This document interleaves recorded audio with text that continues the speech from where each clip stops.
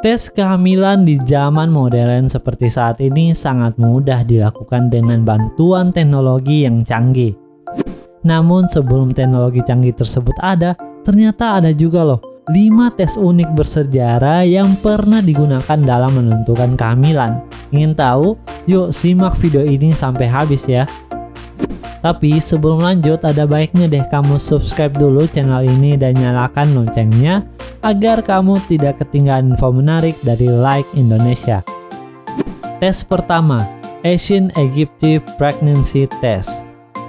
Tes kehamilan yang menggunakan biji gandum dan barley ini berasal dari Mesir kuno sejak 3.500 tahun yang lalu. Untuk menentukan kehamilan, seorang wanita disarankan untuk buang air kecil pada 2 wadah yang berisi gandum dan barley. Setelah beberapa waktu, jika gandum mengeluarkan tunas, maka kemungkinan akan mengandung anak perempuan. Sebaliknya, jika barley yang bertunas, maka akan memiliki anak laki-laki. Namun jika tidak ada yang bertunas, maka wanita tersebut tidak sedang hamil.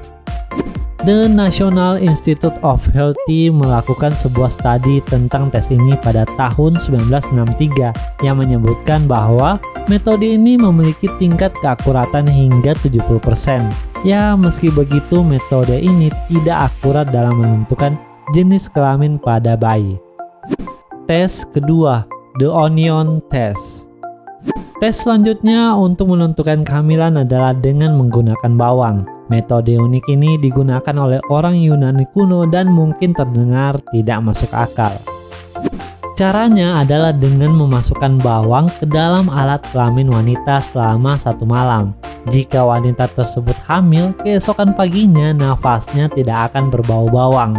Namun jika tidak sedang hamil, maka nafasnya akan berbau bawang. Sederhananya sih, mereka menganggap jika rahim terbuka, maka aroma bawang merah akan berhembus ke mulut seperti terowongan angin.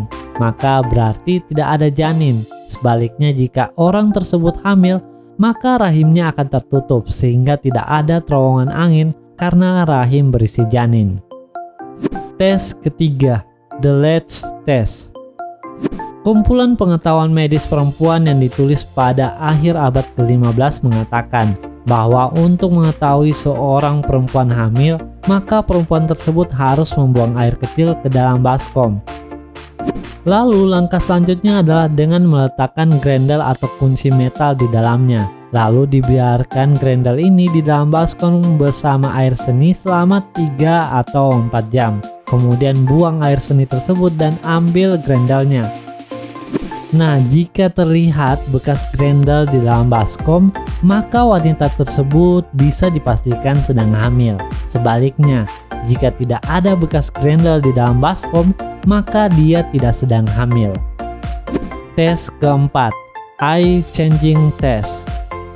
Tes ini dikemukakan oleh seorang dokter di abad ke-16 bernama Jacques Guillemeau. Dia mengatakan bahwa seseorang yang sedang hamil dapat dilihat dari perubahan di matanya.